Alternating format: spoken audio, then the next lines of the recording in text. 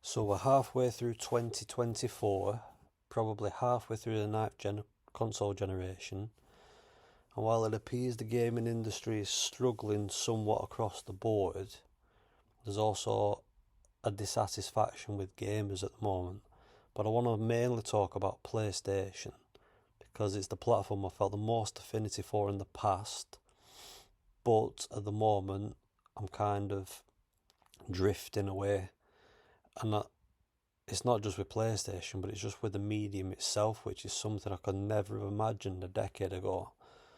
Now, outsiders may quip that's a good thing and I should be spending my focus elsewhere in the first place, but they won't ever understand what this medium has achieved, what it has offered, and what its potential still is. But right now, the wonder it's had on me has waned, and it's clear to see why. You see, in my younger years, there was the obvious allure of Nintendo, and I may still dabble in the big end on occasion, and I do own an Xbox, but that brand's never really spoke to me, and ultimately rarely, if ever, delivers on what I want. Perhaps in another life I would have been a soldier in the PC master race, but not in this one. But PlayStation, I'll never forget the impact that first console had on me, and this was years before I even owned one, because that was for me when gaming grew up, and I distinctly remember adults buying the PS1 for themselves and seeing games like Resident Evil, Tomb Raider, Gran Turismo offering these mature experiences, not to mention just how exciting the marketing was.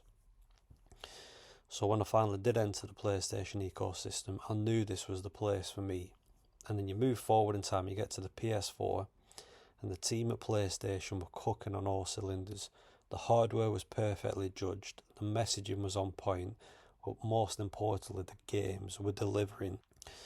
And also, some of those conferences were epic, and it culminated in PlayStation cementing its dominance while also making a somewhat struggling corporation in Sony a lot of money. Unfortunately, that's what I believe to be one of the reasons why PlayStation is where it is right now, and why there is dissatisfaction with the brand. Because, as always happens in the ravenous world of profit, shareholders, and returns, PlayStation became too important for the higher ups at Sony not to want to maximise the earnings. So we got to the back end of the PS4 last cycle, the changes started happening, people were moved on and replaced. But it was those people who knew how to communicate to us, the audience, and deliver to us.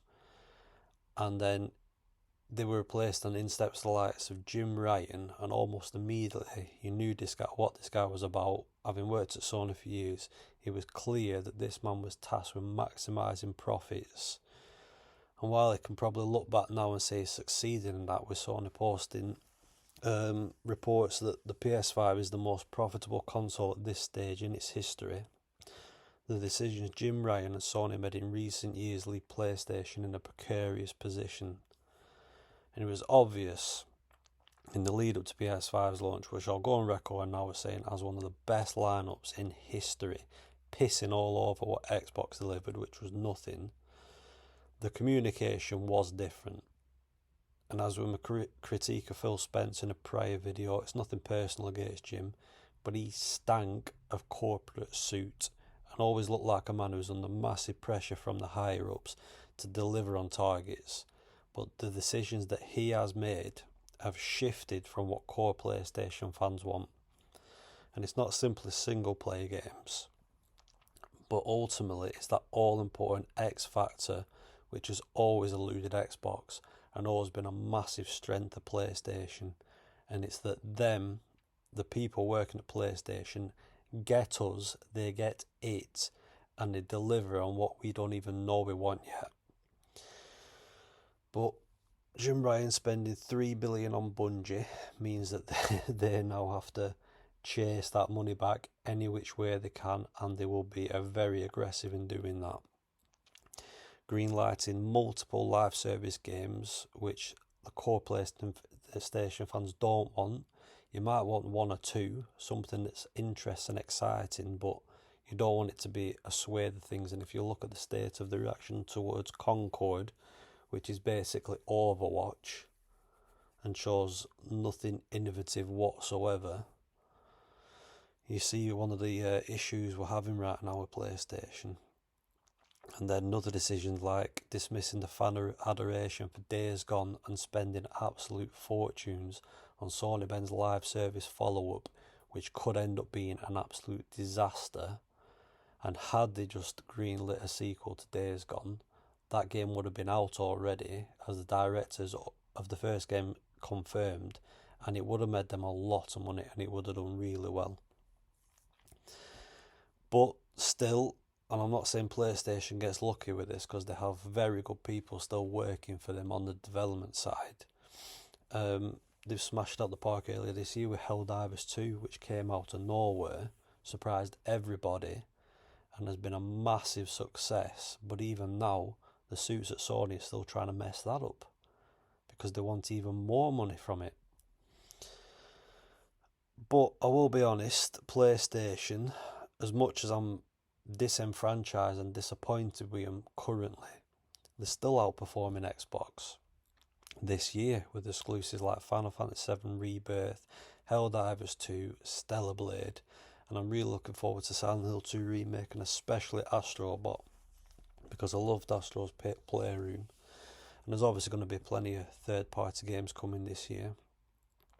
I do wonder if Black Myth Wukong's going to deliver on its promise. But we'll find out hopefully in August. But there's no doubt there's been a growing feeling all generation that while the money men at Sony, who aren't just happy with making some money but want to make all the money, and in the same way a relationship grows stale when you're no longer connecting, I feel like the PlayStation I knew and loved is no longer speaking to me and my tastes, and that's also having effects on just my view of the industry in general, because nobody does what PlayStation did. And this is the problem with PlayStation right now.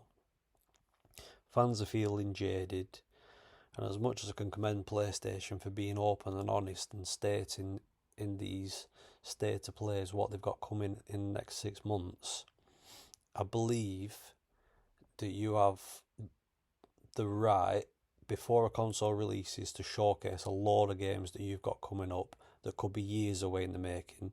And I feel at the halfway point in a generation, you have that same right where you can get away with showing games that are coming from your first party that are going to get fans excited, and they could still be 2 or 3 years away.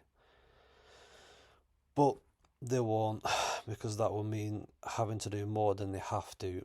And when the problem is, when the competition isn't there, when you still have GTA 6 releasing next year, which is going to sell a shitload of PS5s and PS5 Pros, what's the point?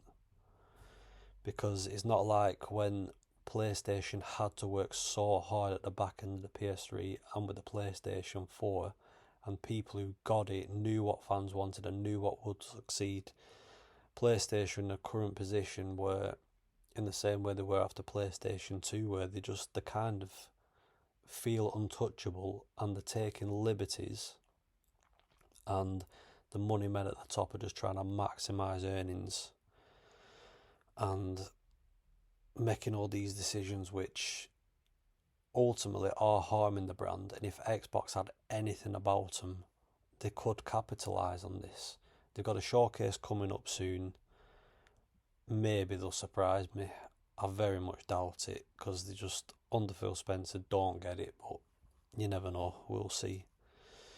But yeah, that's where I'm at with PlayStation and gaming in general. I just kind of feel a bit disenfranchised.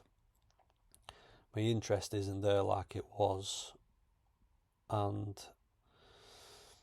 going forward, like, there's still plenty of games I'm going to play and I'm sure I'm going to enjoy, but I just think that messaging that was so important throughout PlayStation's, 4 generations, and then the 5th generation, where it's just not being there. It's so important to have people working at PlayStation who understand what we want, and there's people who've left PlayStation or been moved on that I'd love to come back and just put them in charge of the messaging and let them shape some of the ideas and the vision for the company going forward, because PlayStation right now is just so corporate and so money focused, and I wish Xbox could just really gain some momentum and just start delivering some games more regularly that PlayStation games would love to play. So we'll see. But what do you think? Do you think I'm being a miserable twat, or am I going overboard, or what? Because I do think other people feel the same as me. But it's not all doom and gloom. Got a Elden Ring expansion coming out soon, which I cannot wait for. And yeah, that's it. So let me know what you guys think. Like and subscribe, and I shall see you next time.